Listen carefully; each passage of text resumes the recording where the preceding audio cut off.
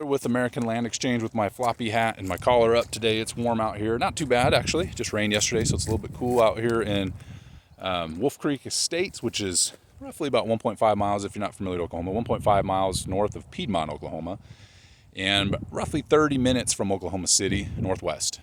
Beautiful piece of property out here.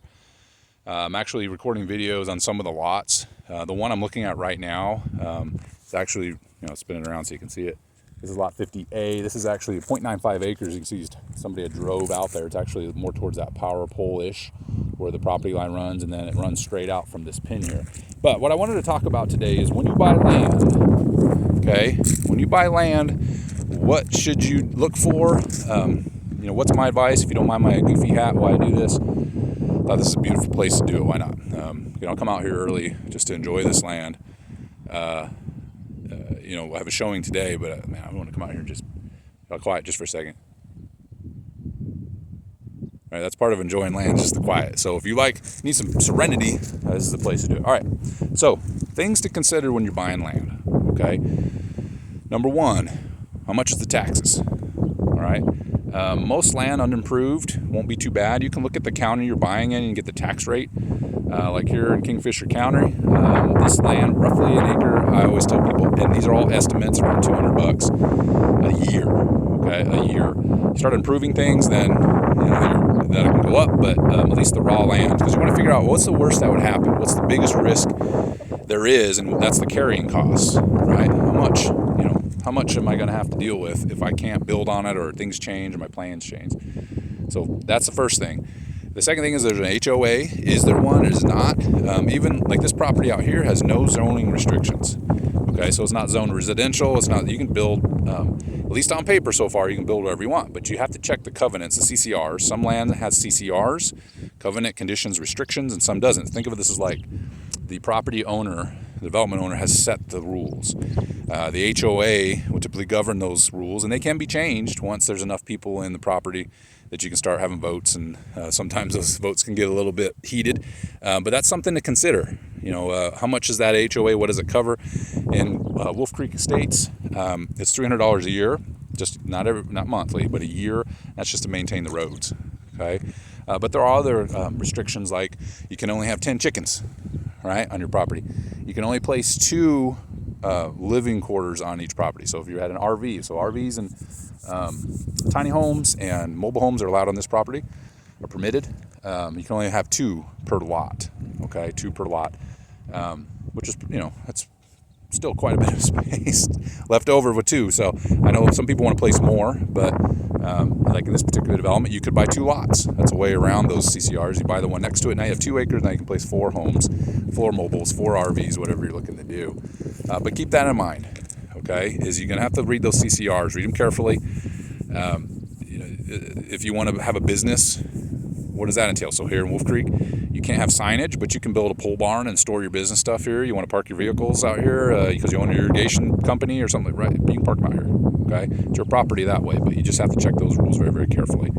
So that's the second thing. In terms of carrying costs, you got taxes, and you got the HOA if there is one. So you want to check that. So no restrictions. It doesn't always mean there's no restrictions. You want to check if there's CCRs, okay, or check the CCRs. Next thing, okay, so you got yourself a piece of property you like. How much does it cost to get everything going? I'm gonna walk a little bit here. I like walking and talking, if you don't mind. The first thing is, we'll get utilities. Is electric. This particular property here, if you look back towards the road I came in on, it's got the power poles there, and so there's power, electric to the property. Obviously, though, you got to get the electric to your, living quarters or whatever you want to put electricity to, and so you got to figure out how much feet, linear feet, not square foot, but linear feet, it's going to take to run that line. Okay, if you want to go really high, $25 to $30 a linear foot. That's in Oklahoma. It could be more elsewhere. It could be less. But I don't tell anybody a hard number. That's something you're going to need to look at. How much linear feet do you need? Are you going to need an extra pole? I mean, what are you going to need? Okay. In terms of water, then that's obviously going to be a big one as well. Does the water have city water to it? And how much does it cost to hook it up?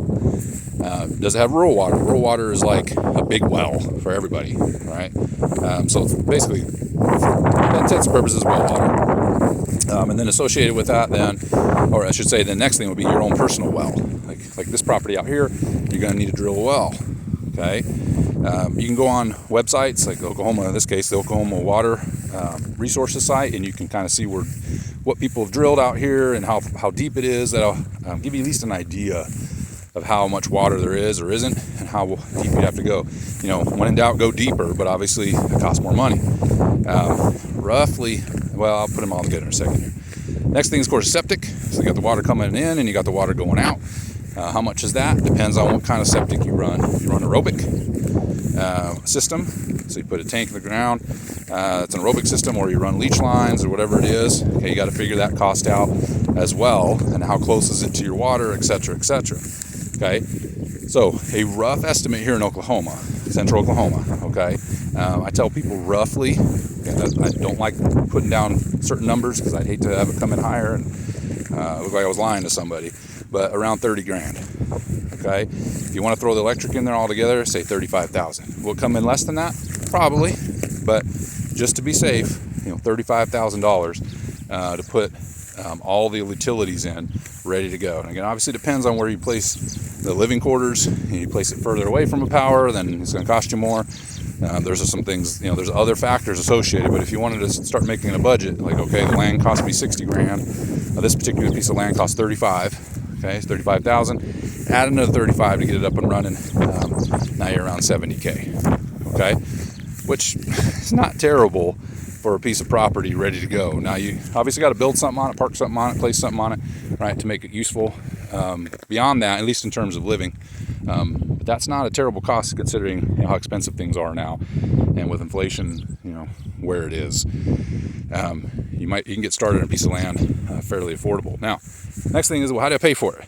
Well, there are some banks like here in Oklahoma, Tinker Credit Union and F&M. I just drew a blank. So F&H or F&M, I think it's F&M Bank. Get this guy off my shirt, thank you. They will offer land loans, but a lot of them, properties like this one, offer owner financing or seller financing.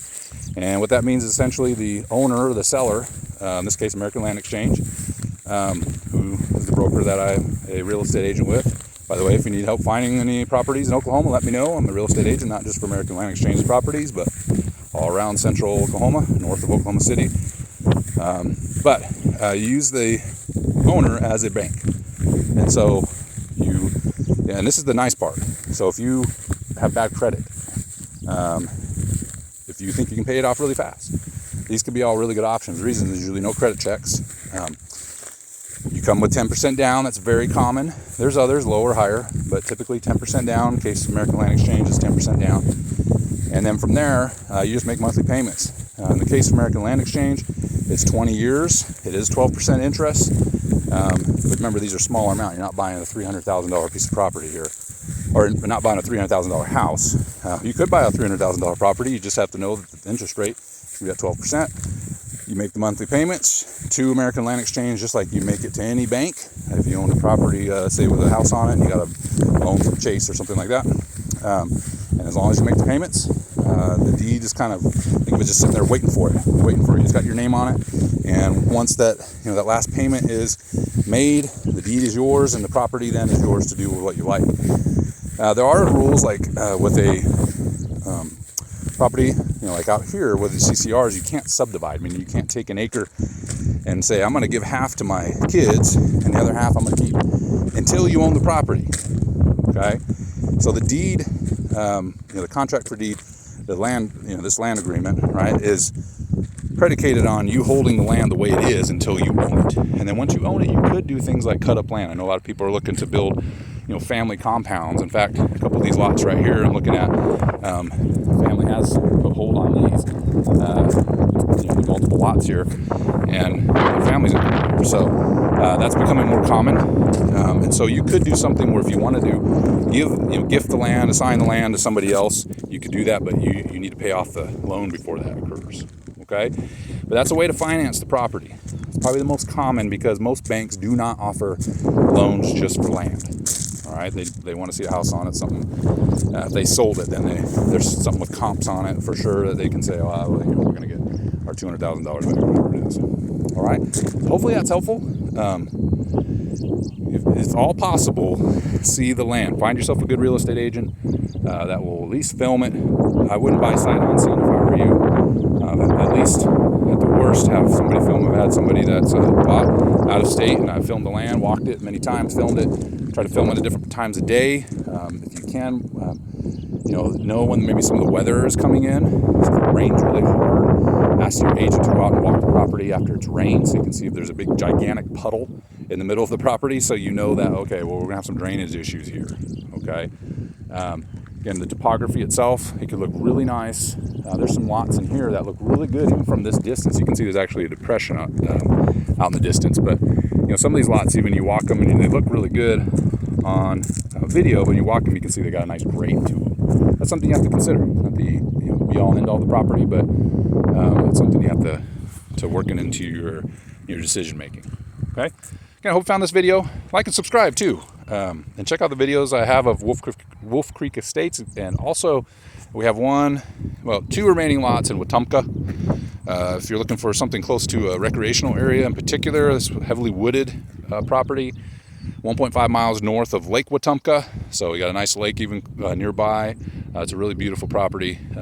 In central Oklahoma, a little bit more up to the east side, but a really nice piece of property off of south of I-40. I won't say right off of it, but south of I-40. Okay, this is Jason Miller, American Land Exchange. Shoot me an email or a message if you'd like to know more about what we have in inventory, or if you need my help in finding some land for you in central Oklahoma City area up to Edmond, Guthrie area, as far west potentially as El Reno.